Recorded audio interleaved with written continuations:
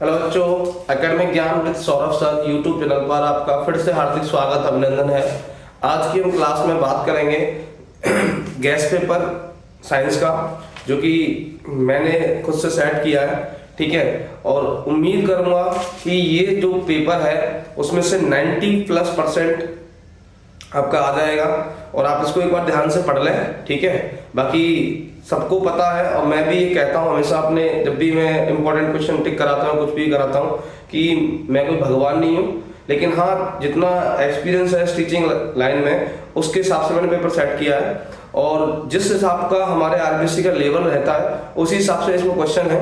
तो चलिए देखते हैं, स्टार्ट करते हैं। जितने क्वेश्चन आज की क्लास में, इस क्लास मतलब अपन 3 पार्ट हैं और 3 पार्ट को मतलब पर डे एक पार्ट करेंगे, ठीक है। तो शुरू करते हैं। देखिए सबसे पहला क्वेश्चन, जो पहला पोर्शन है वो है आपका एमसीक्यूज का, ठीक है। एमसीक्यू थोड़ा बड़ा बड़ा लिखता हूं, बच्चे दिक्कत करते सर जी बड़ा लिखते।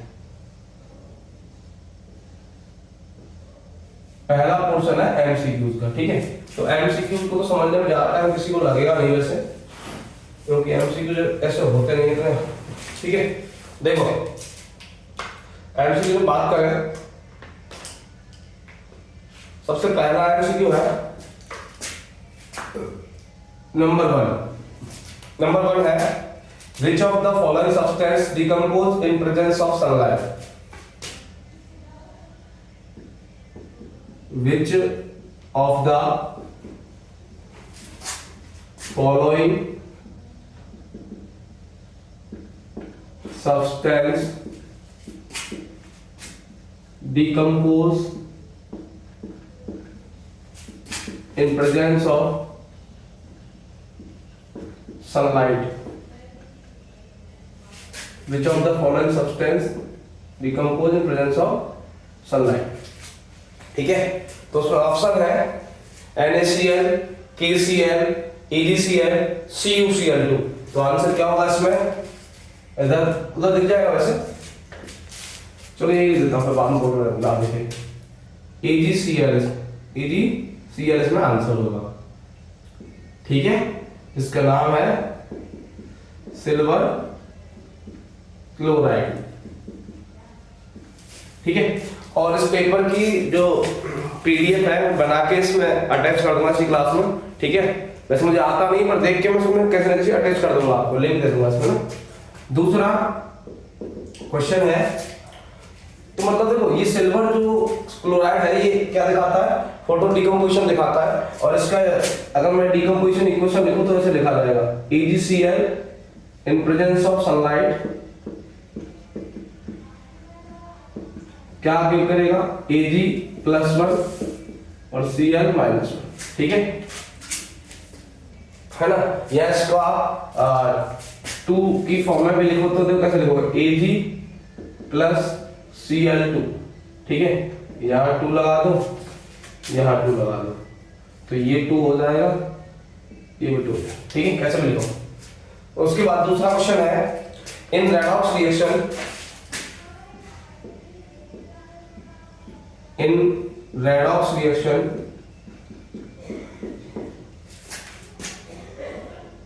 ZnO plus C give Zn plus CO,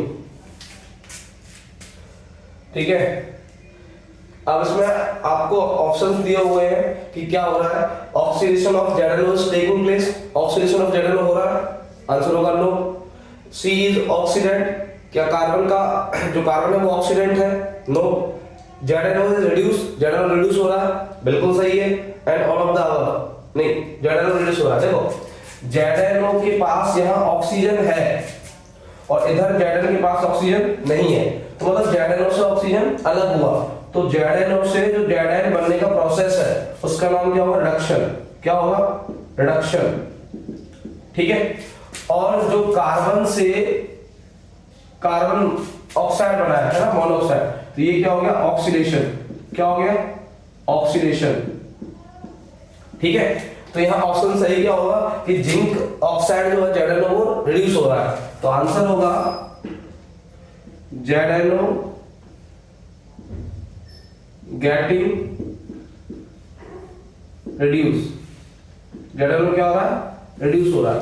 ठीक है, नेक्स्ट सेकंड क्वेश्चन की, थर्ड क्वेश्चन की बात करते हैं। थर्ड क्वेश्चन है higher homologue of butane, higher homologue of butane, butane होता है C4H10। ठीक है, इसका हायर होमोलॉग क्या है, मतलब ब्यूटेन का उच्च समजात क्या होता है, मतलब आगे वाला।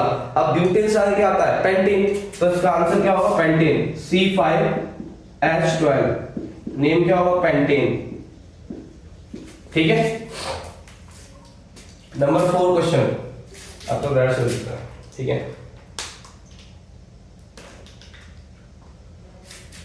तो ये बात याद रखना, जब हायर होमोलॉग पूछे तो एक आगे बढ़ जाना है, और जब लोअर होमोलॉग पूछे तो पीछे आ जाना है। ठीक है, हायर होमोलॉग पूछे तो एक आगे जाना है कार्बन में, और लोअर होमोलॉग पूछे तो पीछे आना है। ठीक है, जैसे मैं एक एग्जांपल दे दूं, फॉर एग्जांपल आपको यहां बता देता हूं। जैसे मैंने पूछा कि लोअर होमोलॉग ऑफ ब्यूटेन, अगर यही क्वेश्चन सेम दे दिया मैंने तो क्या हो जाएगा आंसर इसका, प्रोपेन। क्या हो जाएगा, प्रोपेन, C3H8। ठीक है, अगर लोअर पूछे तो ये पीछे आना है, और हायर पूछे तो आगे जाना है। ये बात करते हैं क्वेश्चन नंबर 4 की। क्वेश्चन नंबर 4 क्या है कि non metal which is lustrous, non metal which is lustrous, एक ऐसा नॉन मेटल जो लस्ट्रस होता है, मतलब चमकदार होता है। ठीक है, लस्ट्रस मतलब चमकदार, तो इसमें आंसर क्या होगा, आप सबको पता है, आयोडीन। क्या होगा, आयोडीन, आई। ठीक है, आयोडीन एक ऐसा नॉन मेटल है जो कि लस्ट्रस होता है। ठीक है, उसके बाद नंबर 5, फिफ्थ क्वेश्चन है कि विच properties not shown by acid, which property is not shown by acid, acid कौन सा प्रॉपर्टी नहीं दिखाता, देखो ऑप्शन बोल रहा हूं आपको मैं, सोर इन टेस्ट, टेस्ट में सोर खट्टा होता है, बिल्कुल सही है। ठीक है, सोपी इन नेचर, क्या नेचर में सोपी होता साबुन जैसा, नहीं। Turn blue to red, blue को रेड करता है, बिल्कुल सही है। नन ऑफ दीज, इनमें से कोई नहीं, तो ऑप्शन क्या होगा, सोपी इन नेचर, ये वाला नहीं है। ठीक है, ये सोपी इन नेचर कौन होता है, बेस होता है, कौन होता है, बेस, सोपी इन नेचर, ये इसमें आंसर होगा सही। ठीक है, सोपी इन नेचर आंसर होगा। तो एसिड जो होते हैं वो सोपी नेचर वाले नहीं होते हैं। ठीक है, केवल बेस होते हैं सोपी नेचर वाले। नंबर 6 क्वेश्चन, छठवां प्रश्न, what percent of solution of acetic acid, what percent of solution of acetic acid is called vinegar। ठीक है, कि एसिटिक एसिड का कितना परसेंटेज सॉल्यूशन विनेगर बना जाता है, तो आंसर होगा बेटा 5 to 8%। कितना होगा, 5 to 8%। किसी किसी किताब में ये 3 to 4% भी लिखा रहता है। ठीक है, अब ऑप्शन देख लेना, जो मिले वो कर देना। ठीक, तो 5 to 8% हमारे एनसीईआरटी में है, और 3 to 4% किसी किताब में मिल जाता है। तो याद रखना कि जब भी एसिटिक एसिड को 3 to 4% या 5 to 8% मिलाया जाता है सॉल्यूशन बना के, तो क्या होता है, विनेगर बना जाता है। ठीक है, सिरका हिंदी में। नंबर 7 क्वेश्चन की बात करें तो 7वां प्रश्न है कि the breakdown of pyruvate to give carbon dioxide, water and energy take place इन,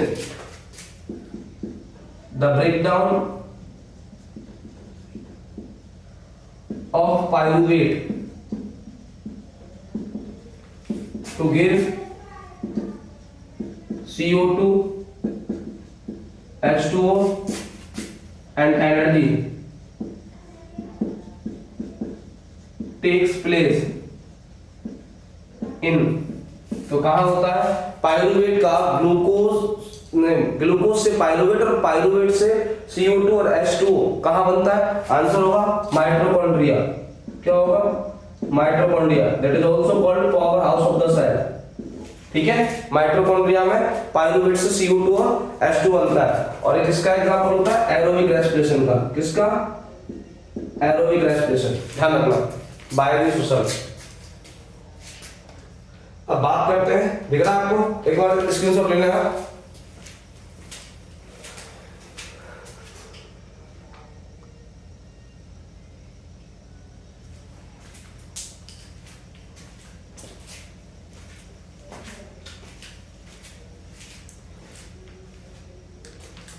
देखिए आगे 8th क्वेश्चन है,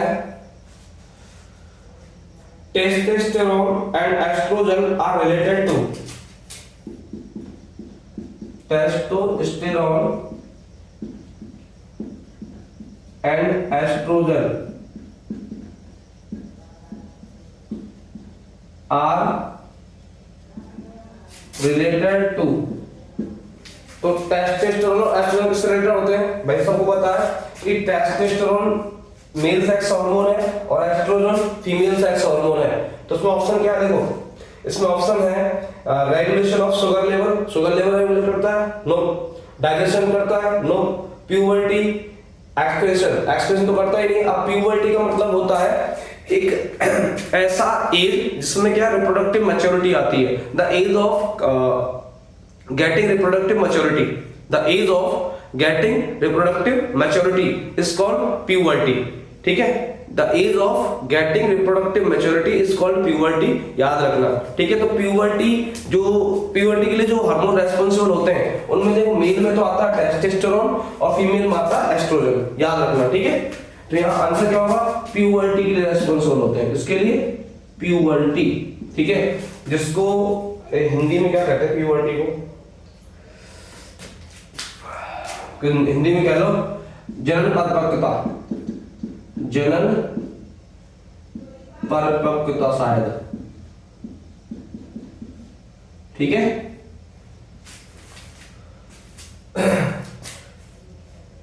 नंबर 9 क्वेश्चन। नंबर 9 है, which of the following is necessary for the thyroid gland to make thyroxine? Which is necessary for thyroid gland to make thyroxine? तो thyroxine बनाने के लिए thyroid gland को क्या चाहिए होता है? तो आपका आंसर होगा आयोडीन। क्या चाहिए होता है? आयोडीन। ठीक है, याद रखना, thyroid gland required thyroid gland require iodine to make thyroxine. Thyroxine बनाने के लिए थायराइड ग्लैंड जो होती है उसको क्या चाहिए होता है? आयोडीन चाहिए होता है। ठीक है, और एक और चीज, जब थायरॉक्सिन का डेफिशिएंसी होता है, इसका जब डेफिशिएंसी होगा मतलब कमी जब होता है इसका, तो हमारे में बीमारी पता है कौन सी होती है? गोइटर। कौन सी बीमारी होती है? गोइटर। ठीक है, ये गले संबंधी बीमारी है, इसको हिंदी में घेंगा कहते हैं। ठीक है, घोंगा, सॉरी। तो गोइटर जो बीमारी है, या आप गोइटर भी बोल सकते हो हिंदी में भी, तो गोइटर जो डिजीज है वो due to deficiency of iodine होता है। आयोडीन कह लो, थायरॉक्सिन कह लो, क्योंकि देखो आयोडीन होगा तो थायराइड ग्लैंड क्या बनाएगी? थायरॉक्सिन बनाएगी, और जब थायरॉक्सिन बनाएगी तो हमें गोइटर नहीं होगा। तो गोइटर हो रहा है, इसका मतलब क्या है कि आयोडीन की कमी हो चुकी है और थायरॉक्सिन की भी कमी हो चुकी है। ठीक है, तो ये 9 क्वेश्चन हो गए। 10वां प्रश्न दिख रहा है आपको? ठीक है, 10th क्वेश्चन है कि reproduction by regeneration take place in. Reproduction by regeneration, तो रीजनरेशन का रिप्रोडक्शन किसमें होता है? तो रिप्रोडक्शन रीजनरेशन के द्वारा होता है बेटा प्लेनेरिया। किसमें होता है? प्लेनेरिया। ठीक है, तो ये 10 क्वेश्चन, आगे के 10 अभी बताते हैं। एक बार आप देख लें, कोई दिक्कत हो किसी प्रश्न में? ठीक है, देखो मैं बता दूं, ये सबसे फर्स्ट क्वेश्चन था कि which of the following substance decompose in presence of sunlight. आपको पता है हमारी पूरी केमिस्ट्री में जो सनलाइट की प्रेजेंस में डिकम्पोज होने वाले सब्सटेंस है उनमें एक तो आता है AgCl। क्या आता है? AgCl, जिसका नाम होता है सिल्वर क्लोराइड। ठीक है, जो फोटो डिकम्पोज होके सिल्वर और क्लोराइड बनाता है। ठीक है, दूसरा एक और होता है बेटा, इसका भाई बंद होता है जिसका फॉर्मूला होता है AgBr, सिल्वर ब्रोमाइड। क्या होता है? Silver bromide. ठीक है, जो ब्लैक व्हाइट फोटोग्राफी में यूज होता है, तो सिल्वर ब्रोमाइड ही फोटो डिकम्पोजिशन दिखाता है, याद रखना। ठीक है, दूसरा प्रश्न है, in redox reaction zinc oxide plus carbon give zinc plus carbon monoxide. तो आप एक चीज देखो, आपने रेडॉक्स रिएक्शन पढ़ा हुआ है कि the reaction in which reduction and oxidation occurs at same time is called redox reaction. एक ऐसा रिएक्शन जिसमें रिडक्शन और ऑक्सीडेशन दोनों सेम टाइम पर होते हैं वो रेडॉक्स रिएक्शन होता है। अब यहाँ आप देखो कि ZnO से क्या बन रहा है? Zn बन रहा है। तो इसका मतलब कि यहाँ क्या है? इसके पास ऑक्सीजन है और यहाँ इसके पास ऑक्सीजन नहीं है, तो ऑक्सीजन का निकलना क्या होता है? रिडक्शन होता है। क्या होता है? रिडक्शन। और कार्बन से क्या बना? Carbon monoxide. इसके पास इधर ऑक्सीजन नहीं है लेकिन इसके पास यहाँ ऑक्सीजन है, तो मतलब यहाँ ऑक्सीजन क्या हुआ? ऐड हुआ, और ऑक्सीजन ऐड होने का मतलब क्या होता है? ऑक्सीडेशन। तो यहाँ ऑप्शन चेक करके बताना था कि जिंक ऑक्साइड क्या हो रहा है? रिड्यूस हो रहा है। तो मैंने लिखा है ये आंसर इसका, जिंक ऑक्साइड गेटिंग रिड्यूस। ठीक है, कौन सा ऑप्शन था? देखो पहले वाले का ऑप्शन था सी, पहले वाले का ऑप्शन था सी, दूसरे वाले का ऑप्शन था आपका कौन सा? सी, इसका भी सी था। अगला है कि हायर होमोलॉग ऑफ ब्यूटेन। तो जब भी होमोलॉग की बात आए, ध्यान रखना, होमोलॉग की जब भी बात आए बेटा याद रखना कि आपको अगर हायर कहता है तो एक आगे बढ़ जाना है कार्बन में, और लोअर कहता है पीछे आना है। अगर पूछा क्या है? Higher homologue of butane. अब ब्यूटेन का फॉर्मूला अगर आपको पता होगा तभी कर पाओगे। तो ब्यूटेन का फॉर्मूला क्या होता है? C4H10, है ना? एक तो फॉर्मूला जो था नाम से। तो अब मैंने कहा कि हायर पूछे तो एक कार्बन आगे बढ़ जाना है, तो C4H10 फॉर्मूला है ना, तो आप क्या लिखोगे? C5H12। मतलब कार्बन में एक आगे बढ़ना है, हाइड्रोजन में दो आगे बढ़ना है, तो C4 से C5 हो गया और H10 से H12 हो गया। ठीक है, अब नाम में क्या है? ब्यूट के बाद क्या आता है? पेंट। तो इसका नाम ब्यूटेन है तो इसका नाम पेंटेन होगा। अगर वही बात लोअर के लिए बोलता तो एक कार्बन कम करना है, तो यहाँ पूछा lower homologue of butane, same question मैंने रिपीट कर दिया। तो अब ये क्या होगा? प्रोपेन, एक पीछे चला गया। ठीक है, अगला क्वेश्चन है कि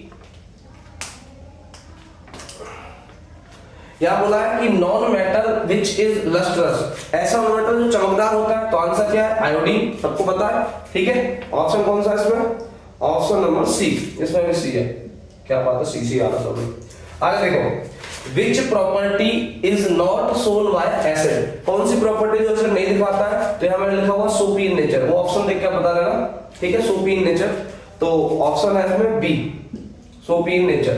ठीक है, अगला है what percent of solution of acetic acid is called vinegar? कितना परसेंटेज एसिटिक एसिड को मिलाएं सॉल्यूशन बनाने के लिए ताकि वो विनेगर बन जाए? तो देखो हमारे एनसीईआरटी में लिखा हुआ 5 to 8%। ठीक है, तो यही वैलिड है आपके लिए, लेकिन अगर ऑप्शन में आपके पास 3 से 4% भी आता तो वो भी सही है। ठीक है, गलत नहीं है। आगे देखें, the breakdown of pyruvate to give CO2 carbon dioxide and H2 water and energy. ठीक है, टेक प्लेस इन, तो कहां होता है? आंसर होगा माइटोकॉन्ड्रिया में, और एक इस टाइप का रेस्पिरेशन होता है एरोबिक, याद रखना। ठीक है, अगला देखें, testosterone and the oestrogen are related to. तो देखो टेस्टोस्टेरोन आपको पता है मेल सेक्स हार्मोन है, ठीक है, और एस्ट्रोजन क्या है? फीमेल सेक्स हार्मोन है। तो ये दोनों इसके लिए रेस्पॉन्सिबल होते हैं, मेल में और फीमेल में, दोनों में प्यूबर्टी के रेस्पॉन्सिबल होते हैं। तो प्यूबर्टी का मतलब डेफिनेशन क्या होता है? The age of getting reproductive maturity is called puberty. The age of getting reproductive maturity is called puberty. ठीक है, उसके बाद इसमें अगला क्वेश्चन है which is necessary for the thyroid gland to make thyroxine. तो थायराइड जो ग्लैंड होती है उसको थायरॉक्सिन बनाने के लिए क्या चाहिए होता है? आंसर होगा आयोडीन। ठीक है, आंसर क्या होगा? आयोडीन। देखो ये ऑप्शन लिखा भूल गया मैं, इसका 5% वाला है, क्या ऑप्शन है? बी ऑप्शन है इसका। ठीक है, और माइटोकॉन्ड्रिया का ऑप्शन नंबर कौन सा भाई? सोपी नेचर वाले का बी लिख दिया, माइटोकॉन्ड्रिया हो ही गया, बी ऑप्शन इसमें भी है। ठीक है, अगला है आयोडीन वाला, तो आयोडीन वाला ऑप्शन है, प्योरिटी वाला तो है आपका सी, हाँ प्योरिटी वाला सी है, ठीक है, और आयोडीन वाला है आपका सी, ये भी सी है, ठीक है, और गोइटर ये तो मैंने एक्स्ट्रा बताया। अगला क्वेश्चन है कि reproduction bye planaria, sorry reproduction by regeneration, regeneration होता है रिप्रोडक्शन किसमें होता है, तो आंसर है प्लेनेरिया, ठीक है, एक ही एग्जांपल है एनसीईआरटी में, तो ये ऑप्शन है बी।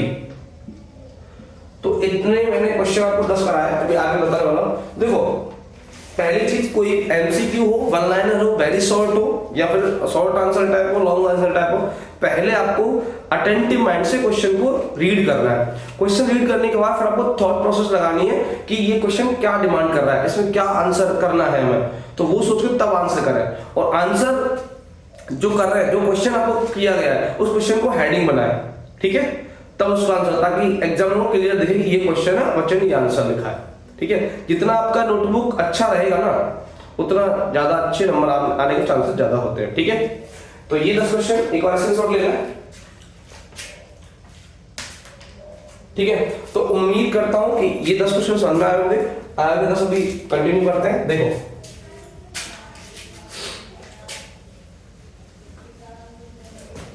अभी एमसीक्यूज है बेटा 8 और है, ठीक है। देखो साथ साथ जो रिलेटेड क्वेश्चन आते हैं ना, वो बताता जा रहा हूं, फिर भी कोई रह जाएगा तो और बता देंगे, ठीक है, चिंता ना करें।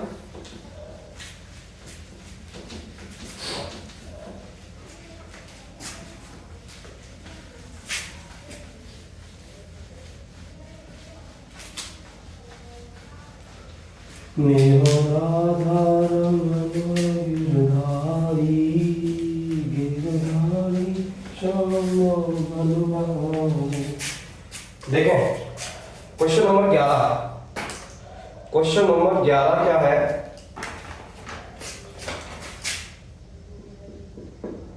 क्वेश्चन नंबर 11 बेटा कह रहा है आपसे कि the genotypic ratio obtained from single hybridization is. तो सिंगल हाइब्रिडाइजेशन में जो जीनोटाइपिक रेशियो होता है वो आपको याद होगा कितना होता है, 1:2:1, ठीक है। The genotypic ratio in single hybridisation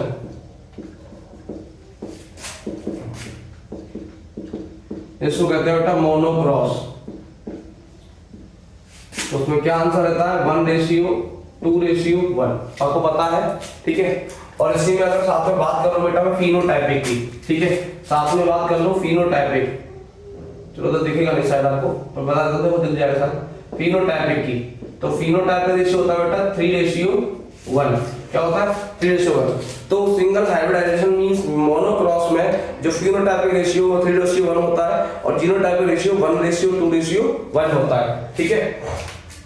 अब इसमें साथ में बात कर दो बेटा, एक वर्ड तो होता है होमोजाइगस, ठीक है, होमोजाइगस, और दूसरा वर्ड होता है हेट्रोजाइगस। तो दोनों वर्ड को ज्यादा अपने दिमाग में लगाना, समझाओ। होमोजाइगस आपने 10th 9th क्लास में पढ़ा होगा, होमोजीनियस मिक्सचर, तो उसमें क्या होता है कि जो कंपोजिशन है वो यूनिफॉर्म होता है। तो ऐसे होमोजीनियस आप क्या करो, सेम। तो जहां पर बेटा जेनेटिक कोड जो है, जीन जो है वो सेम अलील कंटेन करता है, जैसे देखो टी, ये सेम अलील है, तो उसको कहते हैं होमोजाइगस जीन। तो सिंपल लिखना, the gene having same type of alleles, ठीक है, इज कॉल्ड होमोजाइगस। या सेम टाइप ऑफ कोड कह देना, सेम टाइप ऑफ कोड जिस जीन में होगा उसको क्या कहेंगे, होमोजाइगस। जैसे कैपिटल टी, स्मॉल टी, ये क्या है, होमोजाइगस है। और हेटेरोजाइगस का मतलब होता है इसमें डिफरेंट कोड हो, जैसे कैपिटल टी, स्मॉल टी, ठीक है, स्मॉल टी हाँ कैपिटल टी स्मॉल टी, हाँ ये है, ठीक है। उसके बाद इसमें का small capital R small R ऐसे, ठीक है। तो जब बेटा कोड अलग अलग होते हैं तो वो होता है हेटेरोजाइगस, जब कोड सेम होते हैं, सेम होने का मतलब होता है बेटा कि कैपिटल स्मॉल, ये मत समझना। अब देखो यहाँ भी क्या है, टी है, यहाँ भी टी है, लेकिन ये सेम नहीं है। सेम का मतलब शायद सेम होना चाहिए, ये भी डोमिनेंट है तो ये भी डोमिनेंट होना चाहिए, ठीक है। तो ये बात होती है। क्वेश्चन नंबर 12 क्या है, if CO2 is removed from the biosphere, at first which organism will have harmful or negative effect? If CO2 is removed from biosphere, then which organisms will have harmful effect? तो harmful effect किससे होगा? देखो option बोल रहा हूं मैं आपको, decomposers पर होगा, प्राइमरी कंज्यूमर्स पर होगा, सेकेंडरी कंज्यूमर्स पर होगा, इन ऑफ दीज पर होगा। तो आंसर होगा बेटा प्राइमरी कंज्यूमर। किस पर होगा? प्राइमरी कंज्यूमर्स, प्राथमिक उपभोक्ता, प्राइमरी कंज्यूमर्स, प्राथमिक उपभोक्ता। ठीक है, ऑप्शन कौन सा? बी ऑप्शन है, प्राइमरी कंज्यूमर। और ऊपर वाले में जो 1:2:1 है, ये था बी ऑप्शन, ये भी बी ऑप्शन है। ठीक है, नंबर 13 क्वेश्चन है, a beam of light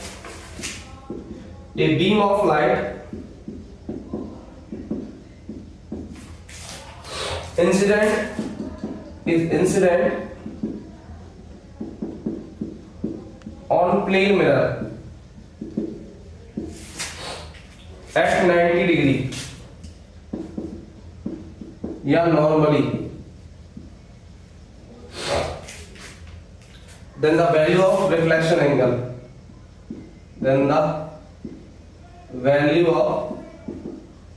angle R। तो एंगल R क्या होगा? देखो जब भी कोई लाइट रे नॉर्मली इंसिडेंट होती है तो आपको पता है नॉर्मल 90 डिग्री बनाता है मिरर के साथ में। तो नॉर्मली जब वो आ रही है तो नॉर्मली जाएगी, because of laws of reflection. हमने पढ़ा है कि एंगल आई ऑलवेज इक्वल होता है एंगल आर के। तो जब वो इंसिडेंट हो रही है 90 डिग्री एंगल पर, तो रिफ्लेक्ट भी किस पर होगा? 90 डिग्री एंगल पर। तो इसका मतलब ये नहीं है बेटा कि जो रिफ्लेक्शन एंगल है वो 90 होगा। इसका मतलब ये है कि जब देखो मैं समझाऊं आपको, ये प्लेन मिरर है। अब आपने पढ़ा है कि इंसिडेंटल रे ये हो गई, रिफ्लेक्टेड रे ये हो गई। ठीक है, इन दोनों के बीच में जो 90 डिग्री बनाता है वो होता है नॉर्मल। ये हो गया नॉर्मल, ये होता है नॉर्मल। तो ये इंसिडेंटल रे और नॉर्मल के बीच जो एंगल बनता है वो आई होता है, और इंसिडेंट रिफ्लेक्टेड रे और नॉर्मल के बीच जो एंगल होता है वो आर होता है, और आई और आर बराबर होते हैं। अब यही बात यहां देखना बेटा, यहां क्या हुआ कि प्लेन मिरर है, कोई दिक्कत नहीं, लेकिन जो रे है ना, जो इंसिडेंट हो रही है वो रे बेटा नॉर्मल वाले रास्ते पर, मतलब ये नॉर्मल है, ये 90 डिग्री पर आ रही है। ठीक है, तो एक चीज बताओ, यहां पर नॉर्मल और इंसिडेंटल रे के बीच जो एंगल है वो आई है ना, तो ये जो इंसिडेंटल रे वो किसके ऊपर आ गई? नॉर्मल के ऊपर आ गई, मतलब नॉर्मल वाले रास्ते से आ गई। तो आई की वैल्यू क्या हो गई? 0। क्या हो गई? 0। तो आर की वैल्यू भी क्या होगी? 0। तो आंसर होगा ऑप्शन नंबर सी, 0। कितना होगा? 0। जब भी कोई लाइट रे प्लेन मिरर पर 90 डिग्री एंगल पर इंसिडेंट हो तो रिफ्लेक्शन एंगल का वैल्यू 0 होता है। ठीक है, क्वेश्चन नंबर 14 क्वेश्चन है, the human I form the image of an object, human I form the image of object at, कहां बनाती है बेटा? रेटिना। कहां बनाती है? रेटिना। ठीक है, हिंदी में दृष्टि पटल कहते हैं। तो रेटिना कौन सा ऑप्शन है? डी। ठीक है, तो ह्यूमन आई इमेज बनाती है बेटा रेटिना पर। क्वेश्चन नंबर 15 क्वेश्चन क्या है? Practical unit of electrical energy, practical unit of electrical energy kWh is equal to तो बेटा ध्यान रखना kWh जो होता है वो एनर्जी का प्रैक्टिकल यूनिट है। अब ये किसके इक्वल होता है? तो कुछ लोगों को ध्यान आ रहा होगा सर जूल के इक्वल होता है, जो मैंने बताया हुआ है कि 1 kWh is equals to 3.6 into 10⁻⁶ joule होता है। लेकिन बेटा मैंने यहाँ पूछा है कि 1 kWh इज इक्वल टू, किसके इक्वल होता है? वहां जूल भी आएगा ऑप्शन में, तो याद रखना 1 kWh को बेटा यूनिट भी कहते हैं। क्या कहते हैं? यूनिट। मैंने बताया होगा कि हमारे घरों में जो मीटर होता है उस मीटर में कहते हैं ना कितनी यूनिट हो गई, तो वो यूनिट क्या होता है? 1 kWh होता है। क्या होता है? 1 kWh। तो 1 किलोवाट आवर का नाम ही यूनिट होता है और उसकी वैल्यू जूल में 3.6 into 10⁻⁶ जूल होती है। ठीक है, अगर वैल्यू पूछे तो वही लिखनी है, लेकिन अगर पूछे कि ये 1 किलो जिसके इक्वल होता है तो यूनिट के इक्वल होता है, इसको यूनिट भी कहते हैं। अब क्वेश्चन नंबर 15 तो हो गया, 16 की बात करते हैं। Question number 16,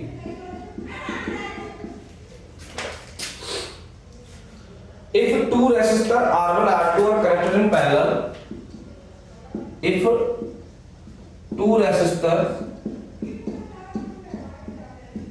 R1 R2 are connected in parallel, then equivalent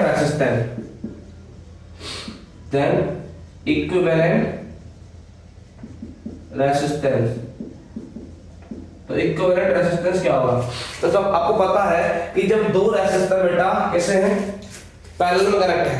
किसमें कनेक्ट है? पैरेलल में, समांतर में। तो पैरेलल में जब दो रेजिस्टर कनेक्ट करते हैं तो उसके लिए मैं डायरेक्ट तरीका बताया हुआ है कि ऊपर दोनों का मल्टीप्लाई, नीचे दोनों का सम। तो आंसर क्या होगा? R1 R2 upon R1 plus R2। Yes और नो? होता ही होता है, ऊपर दोनों का मल्टीप्लाई, नीचे दोनों का प्लस। ठीक है, ये होगा। अब ये बात बताओ कि पैरेलल में जो रेजिस्टेंस आता है इक्विवेलेंट वाला, वो दोनों रेजिस्टर के रेजिस्टेंस से कम होता है। तो ये देखो ऑप्शन क्या क्या है कि मोर देन R1 R1 से ज्यादा होगा, दूसरा है मोर देन R2 R2 से ज्यादा होगा, लेस देन ईच या दोनों से कम होगा। तो आंसर होगा दोनों से कम होगा। आंसर क्या है? Less than each. याद रखो बेटा, लेस देन ईच। तो जब दो रेजिस्टर्स को पैरेलल में कनेक्ट किया जाता है तो वहां रेजिस्टेंस जो होता है वो दोनों से कम आता है। दो हो, दोनों से कम, तीन हो तो तीनों से कम, कितने भी हो,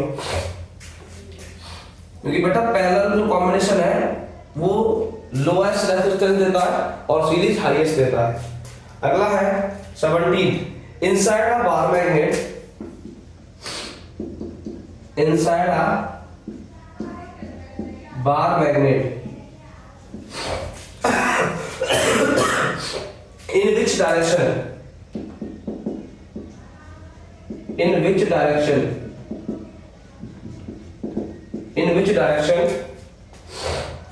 do the magnetic field line point?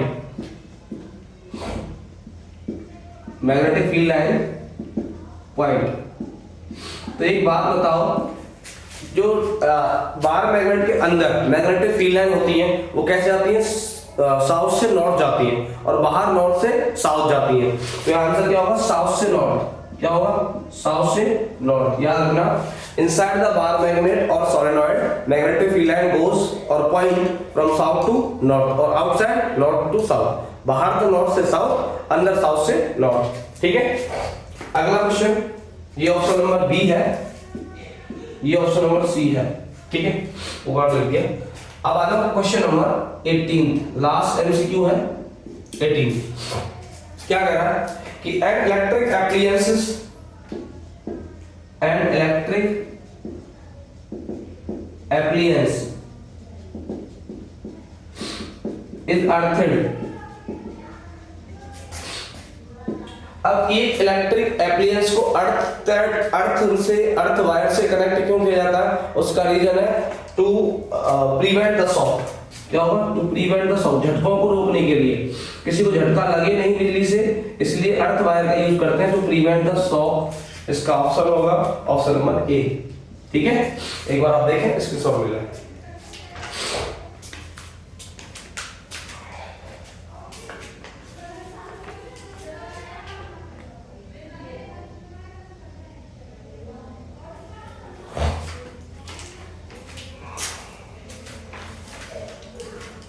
आशा करता हूँ आपको सभी एमसीक्यू समझ में आए होंगे। अभी आगे बढ़ते हैं बेटा सेकंड क्वेश्चन की तरफ। पहला पार्ट आपका एमसीक्यू वाला क्वेश्चन का था जिसमें 18 क्वेश्चन थे। अभी बात करते हैं फिलअप और आगे क्वेश्चन नंबर। तो सेकंड क्वेश्चन की बारी है।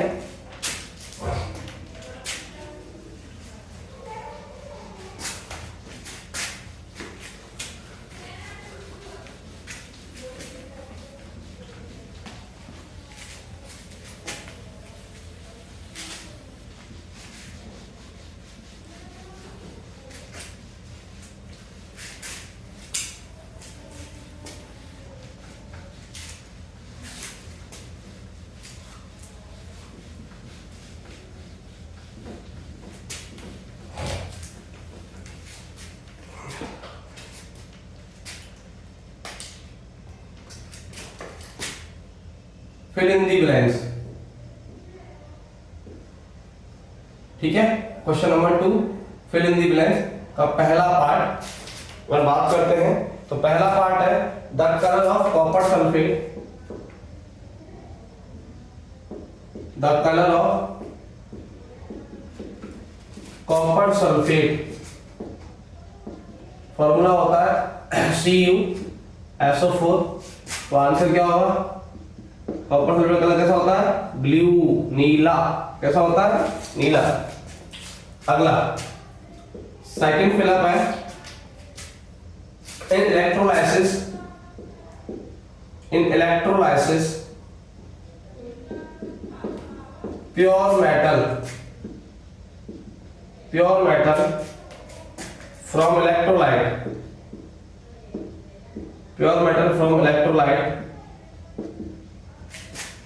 is deposited on।